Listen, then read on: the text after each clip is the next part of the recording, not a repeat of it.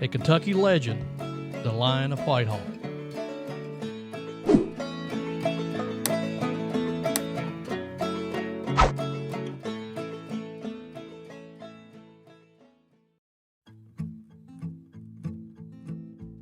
Welcome to Uncommon History of the South podcast, where we uncover little-known facts of uncommon history. History is full of curious stories you will never discover in any textbook. We uncover fun facts about historical people, interesting places, and everything in between.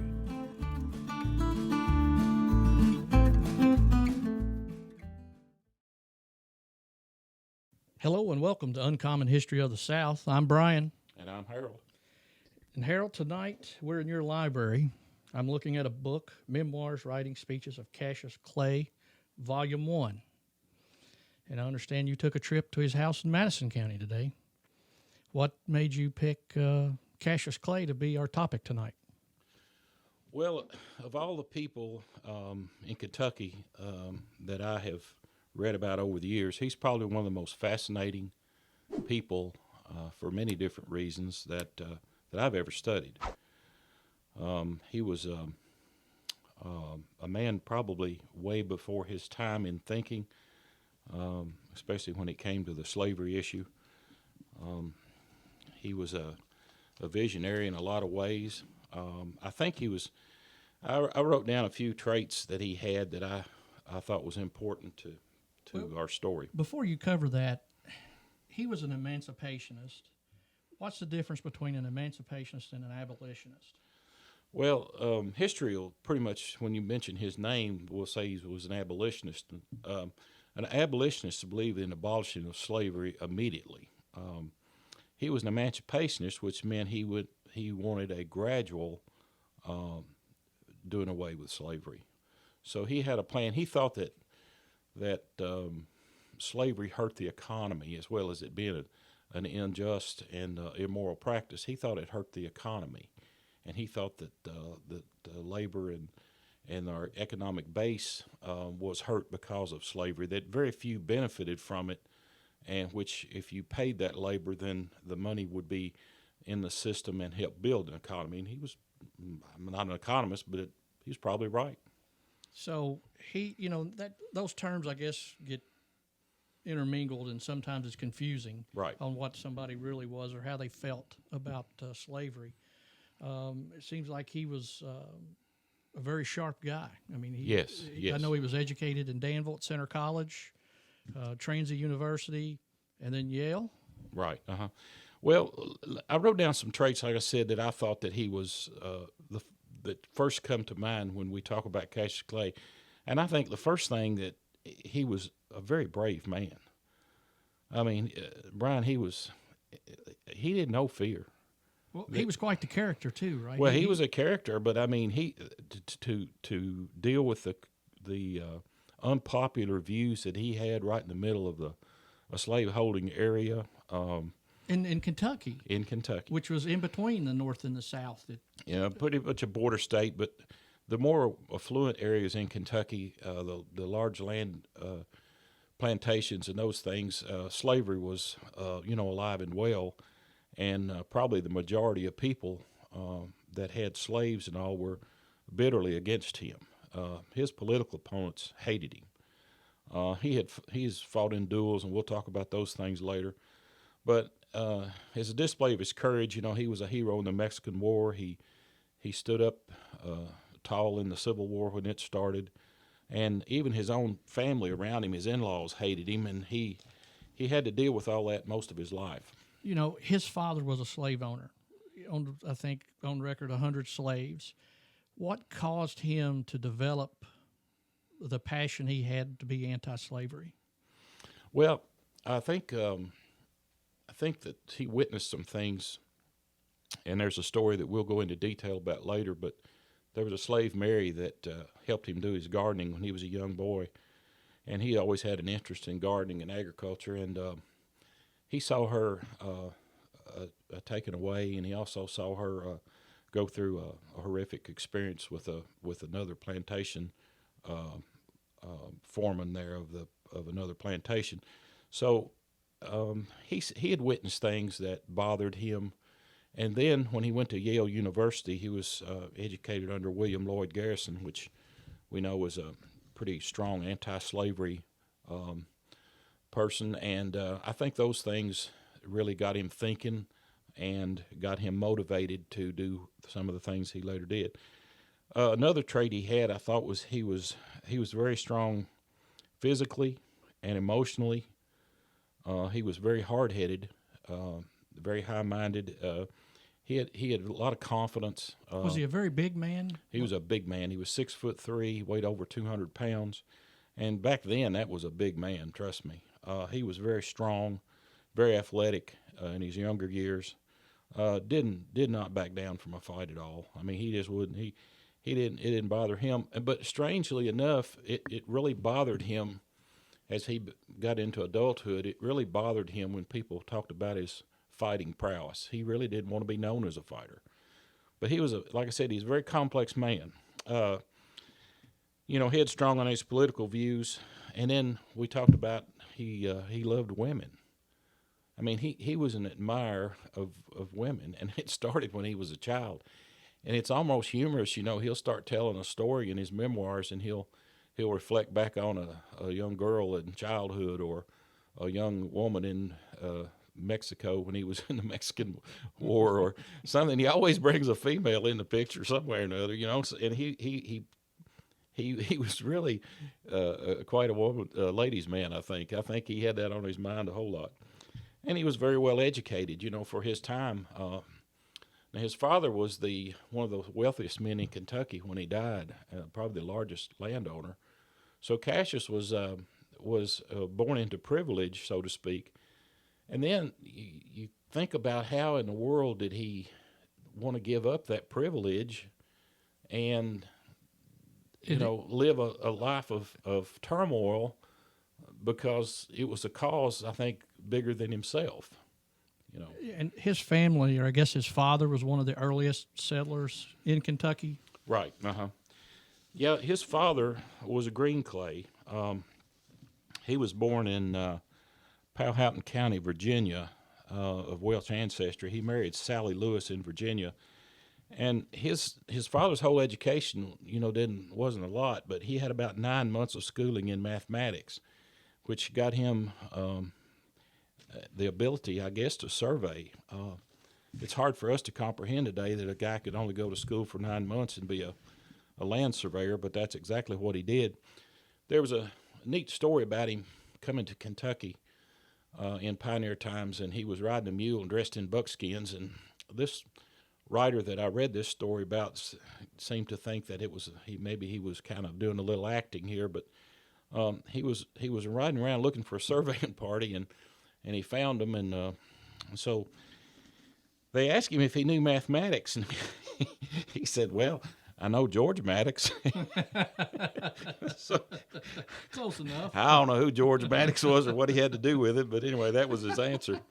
So they kind of thought of him as being a little brick short of a load, or not the sharpest knife in the drawer. So anyway, they hired him to clean their cabin and cook.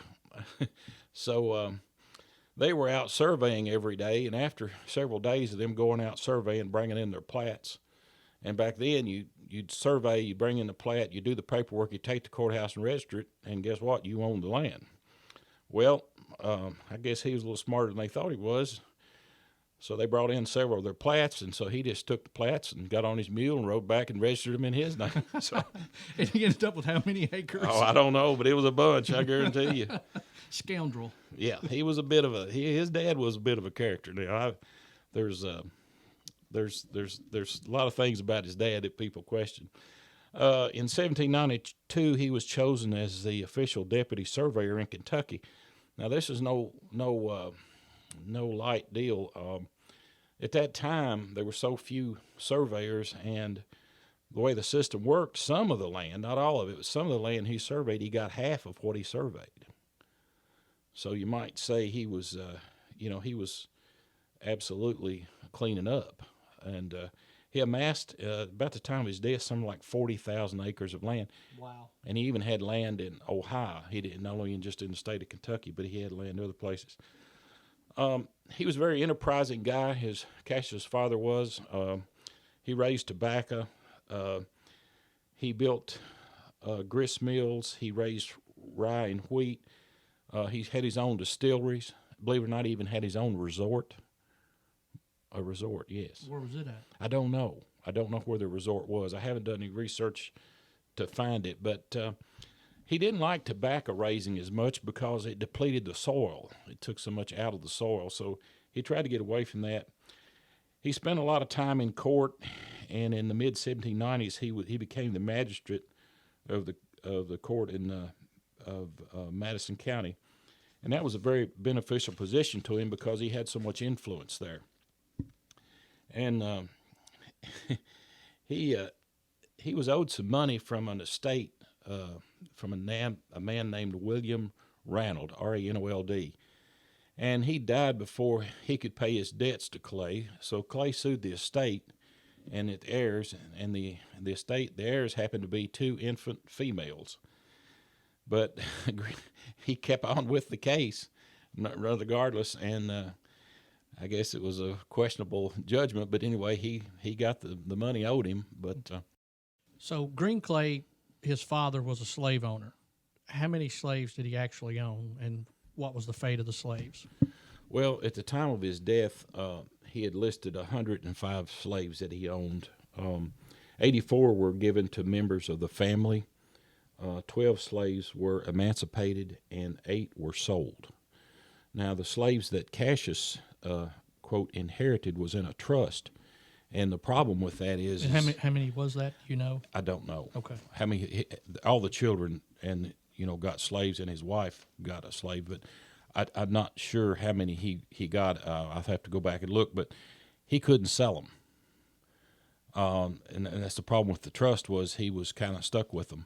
They were not allowed to be sold. They couldn't get a clear title to them because they were tied up in this trust.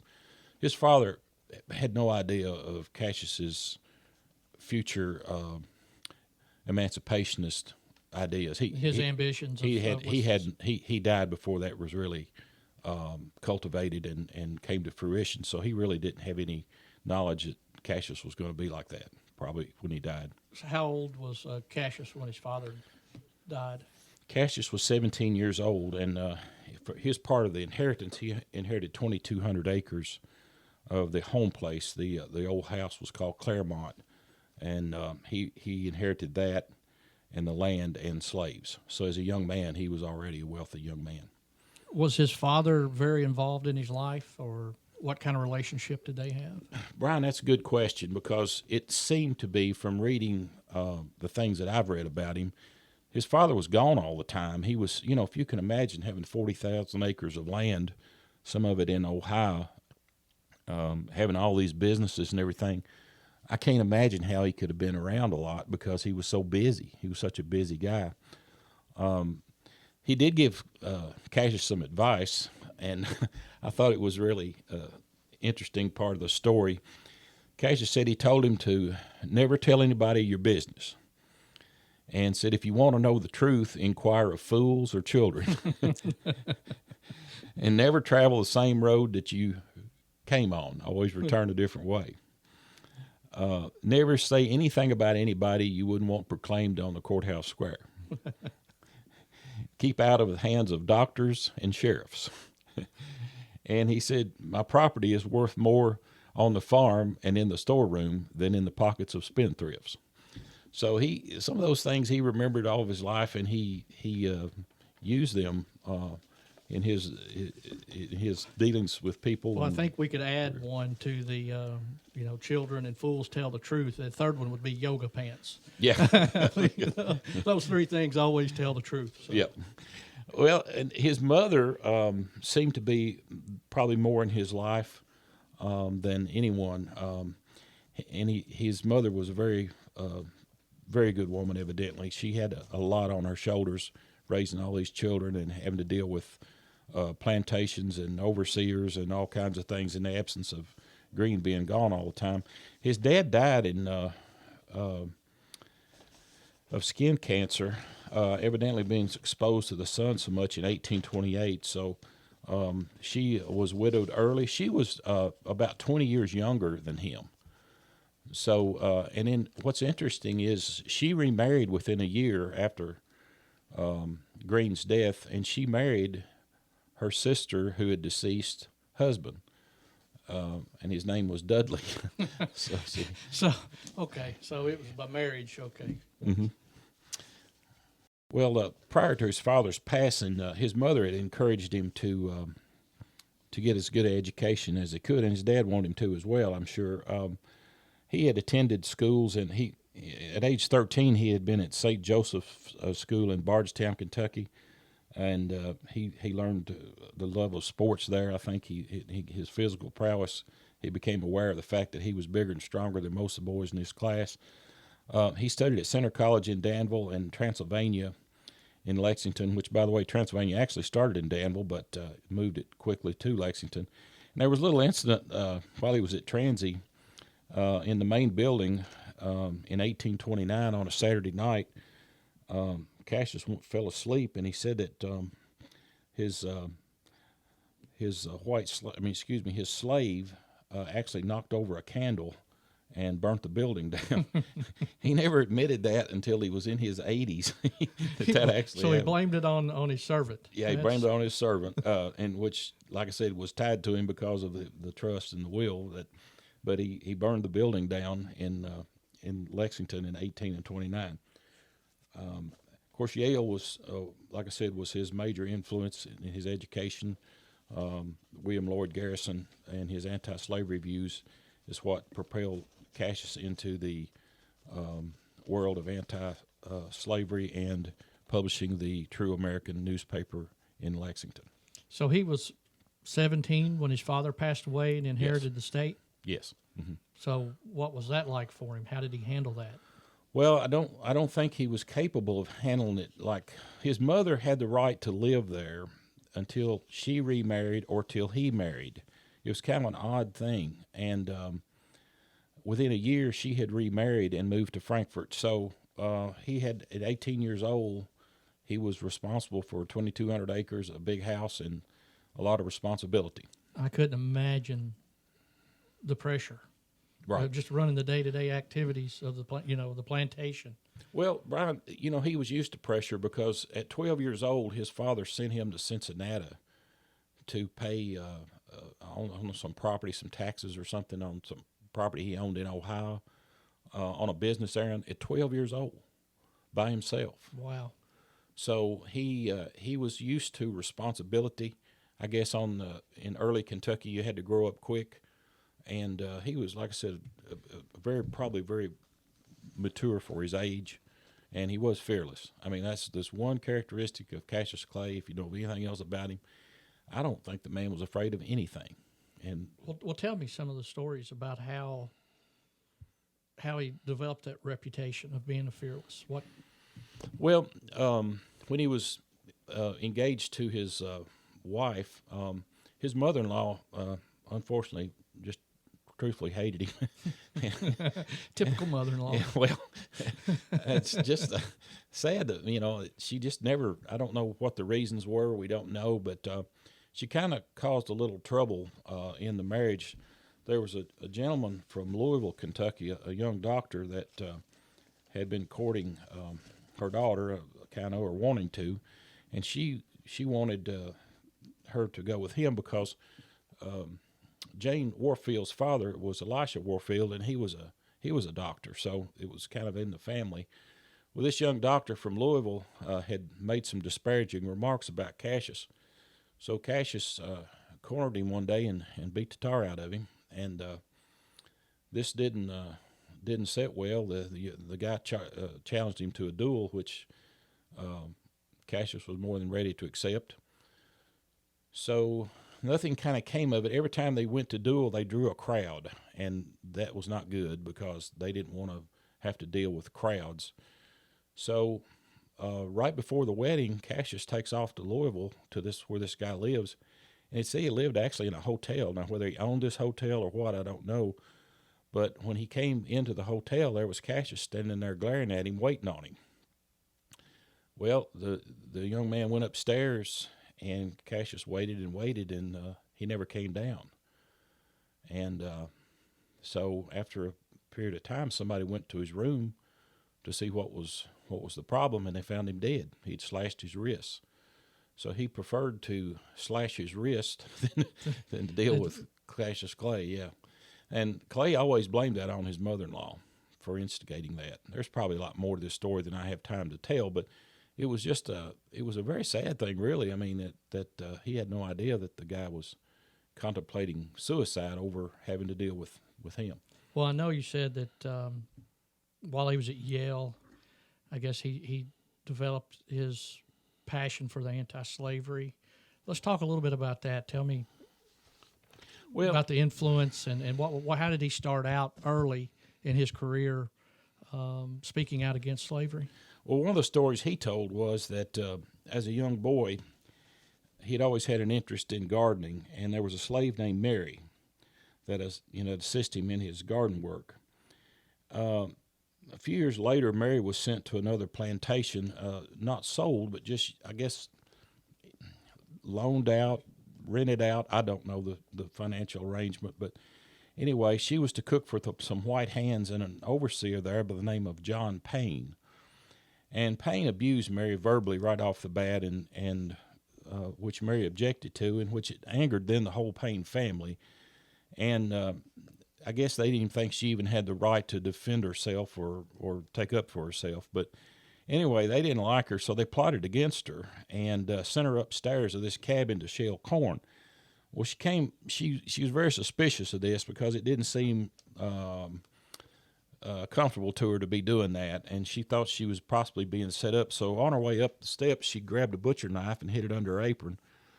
And when Payne come up, sure enough, he was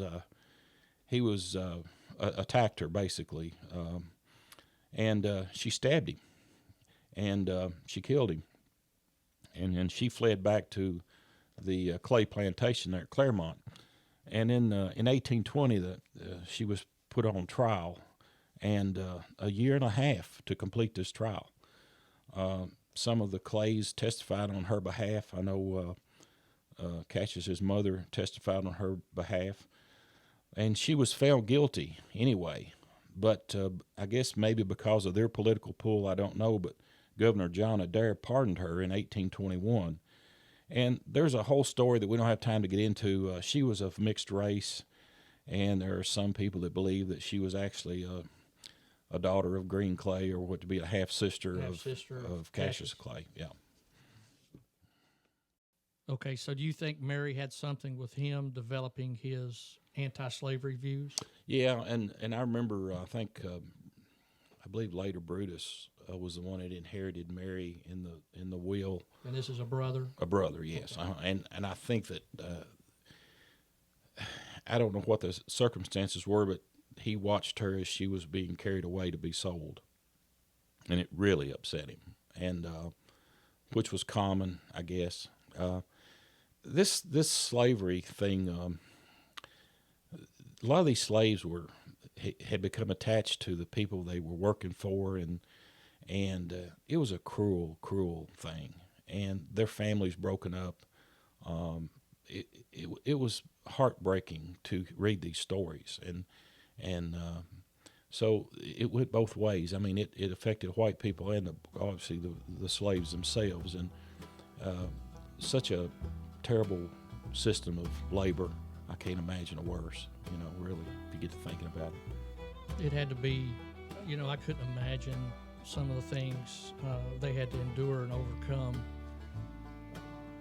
All right, so it looks like we're about out of time for this podcast, so let's do a part 2. We'll continue and do another podcast and finish this out. We'll do some more fighting and going to war and having a good time. That's right, I can't wait. So thank you for being part of Uncommon History of the South podcast. If you'd like to help support our podcast, please share our podcast with your friends. Leave a 5-star review and comment. This will help others find our podcast. And make sure you friend us on Facebook.